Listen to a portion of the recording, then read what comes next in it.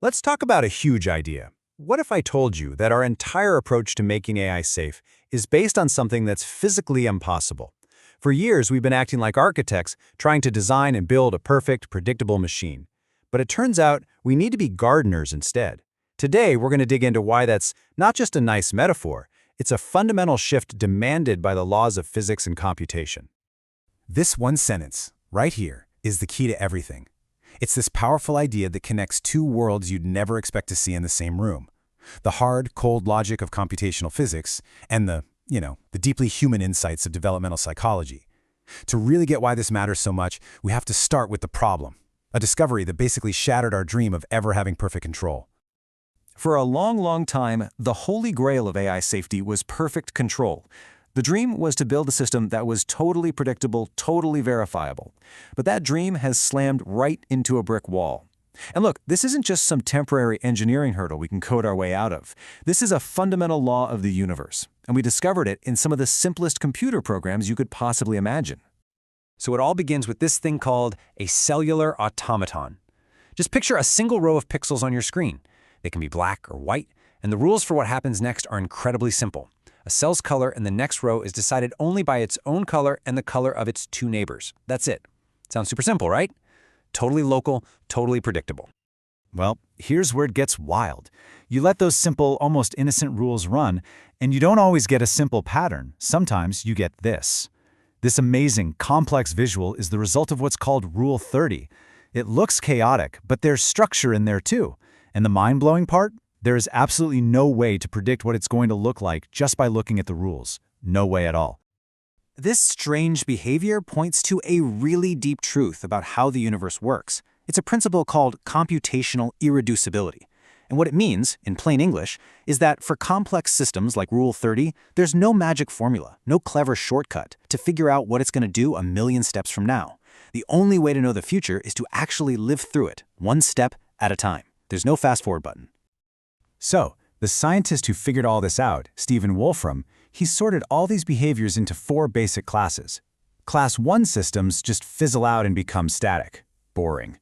Class 2 systems just repeat themselves over and over, like a crystal growing. Class 3 is pure random chaos, like the molecules of a gas bouncing around a room. But Class 4 is the magic zone.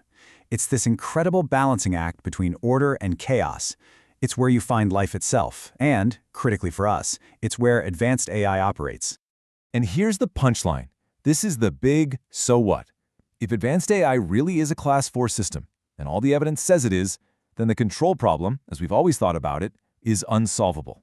Not just hard, but physically, theoretically, impossible to solve.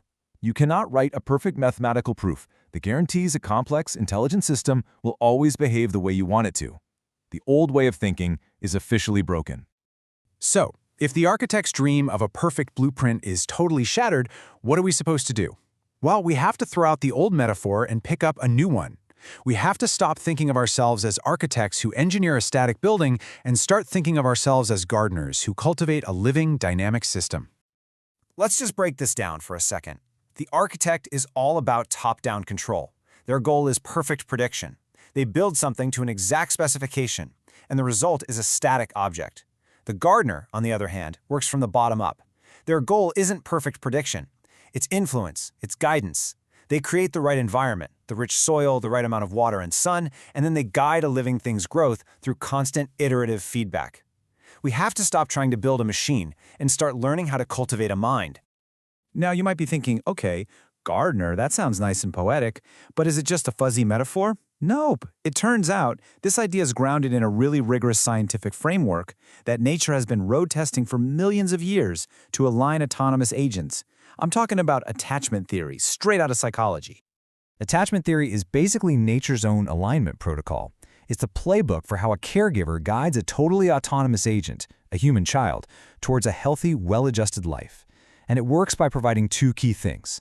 First, a secure base, which gives the child the confidence to go out and explore the world. And second, a safe haven, which is a place to come back to when things get scary or confusing. The strength of that bond, that relationship, is what ultimately aligns the child's values with the caregiver's. And this is where it all comes together, this incredible synthesis of physics and psychology. In a complex, unpredictable world, the best way to regulate a system isn't with a rigid wall or a bunch of hard-coded rules. It's with a relationship. Safety isn't a firewall you engineer. It's a bond you cultivate. Okay, so if we're gardeners now, what are our tools? How do we actually do this in practice? Let's take a look at the new toolkit for AI alignment, which is really about scaffolding a mind, not just engineering a machine. So the key scientific idea that makes all of this possible is a technique called core screening. Remember how it's impossible to predict where every single molecule of gas in a room will be, but you can easily predict the room's overall temperature and pressure. That's core screening. You manage a computationally irreducible system by ignoring the chaotic low-level details and focusing on the predictable, big-picture behaviors. So how does this work for AI? Well, our core-screened filter is universal ethical principles. Simple, high-level ideas like do no harm. These principles don't try to dictate every single tiny decision the AI makes. Instead, they just define the safe boundaries, the acceptable high-level behavior. They give us a predictable way to describe the AI's overall moral compass without getting lost in the weeds. And this isn't just a theory. It gets put into practice with a concrete, three-step engineering loop. First, you start with an ethical standard, a set of these coarse-grained principles, like a constitution. Second, you use something called constitutional AI to embed those principles right into the model's architecture, so it actually learns to prefer them. And third, you use real-time verification, often with other AIs debating each other to find flaws, to constantly check if the output is matching that ethical standard. It's a non-stop loop of guidance, feedback, and correction. So what does this all mean for our future with AI? It means we have to come to terms with a huge shift in our own role. We're moving from being masters of a predictable machine to being tenders of a complex, emergent intelligence. Let me just put the final takeaway as clearly as I can. The entire goal has changed. We are no longer trying to engineer a tool where we know every single thing it will do in advance. We are now facing a much more profound, much more humbling task. We have to learn how to raise an unpredictable mind. And that's going to require a whole new level of wisdom and responsibility from us. And that leaves us with the one question that should completely reframe the entire debate about AI safety. We have got to stop asking, how do we control it?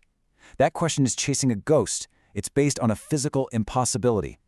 The real, the necessary, the single most important question for our future is now, how do we raise it?